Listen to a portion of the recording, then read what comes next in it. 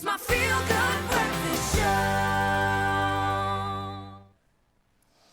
Alrighty then, joining us right now, and welcome back as you guys, of course, but we have got an incredible artist and his ensemble in studio today. Gary Rathbone has blown us away, a singer-songwriter who is leaning on decades, yes, of passion in the space, but there is storytelling on another level. So we thought we'd delve a little deeper into his story with some unfiltered quick-fire questions.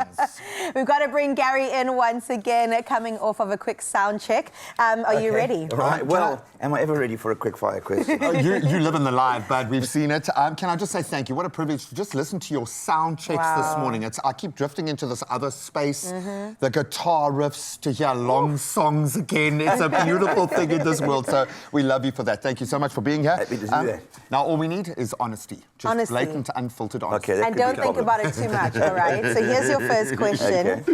What is the first song you ever remember loving? Mamas and the Papas, California Dreaming. Wow. Oh, wow. You're starting strong. I like that.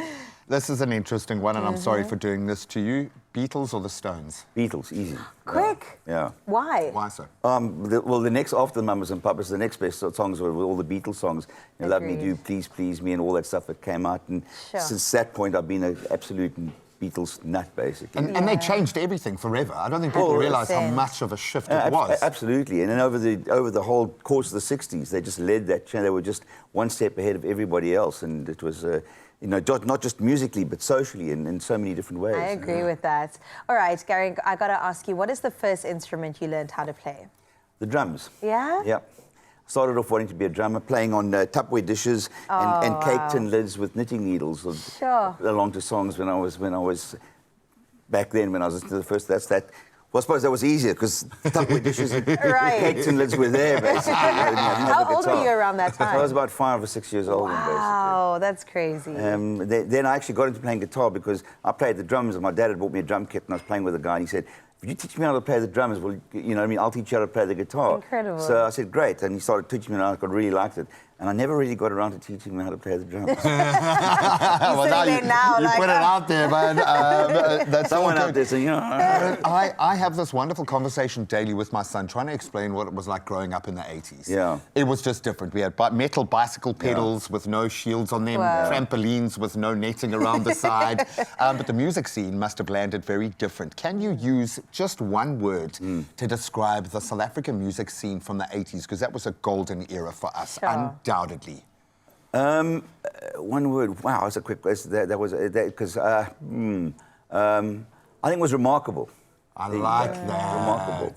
It was a change. It was exactly what you said. It was a really interesting period. It was, you know, coming out at the end of the whole apartheid era, basically, and it was almost like the dark moment in society.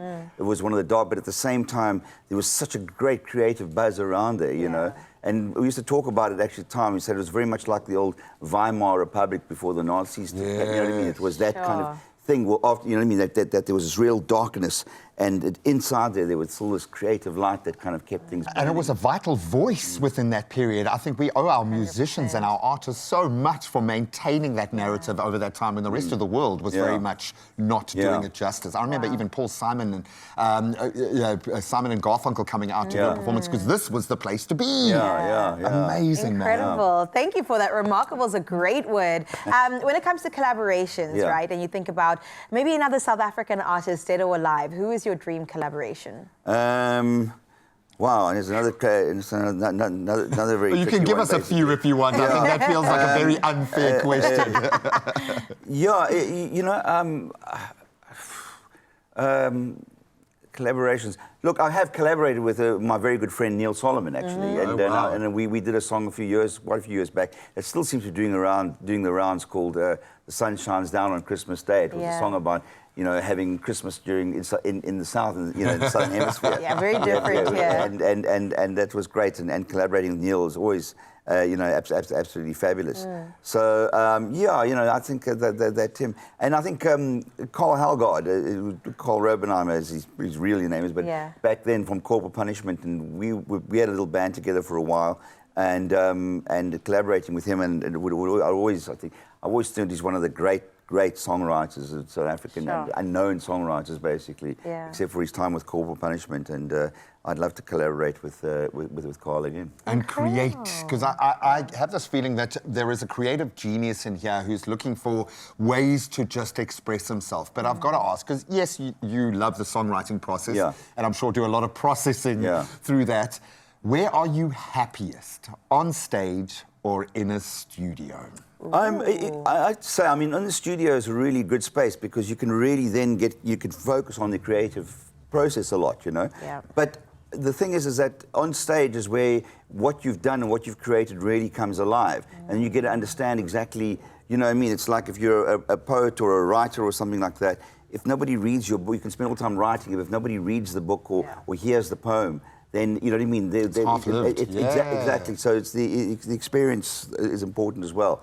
But just going back, I just forgot one thing, collaboration.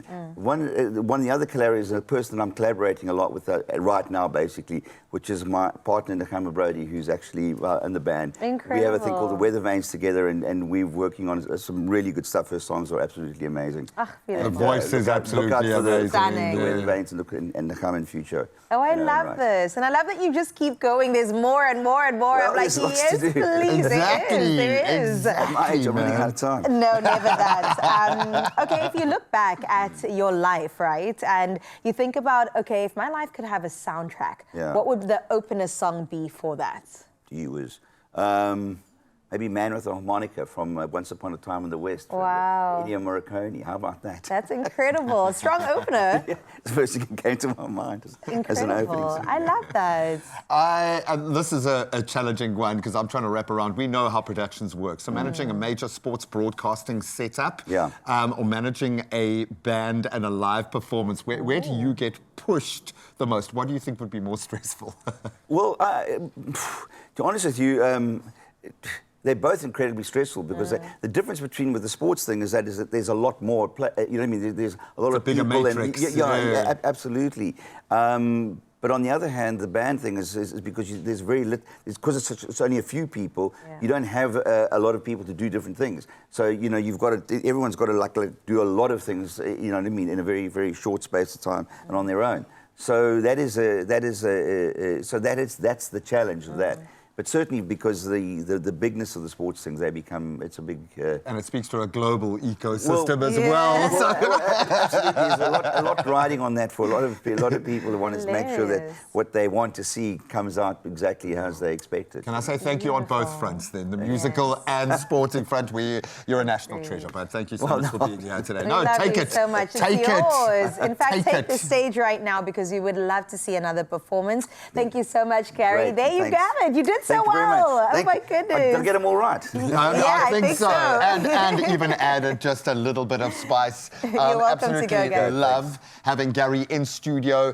He has taken over the space, and Yeah. rightly so. And it's an opportunity to see him and his band perform live here in Cape Town. We'll keep all of their details up, performing right over the next few days. I think this is the kind of experience, a singular experience you get from a live act like this that cannot be duplicated. You've got to be there. You've got to be in the front row. You've got to soak it up and experience it firsthand. Ladies and gentlemen, Gary Rathbone.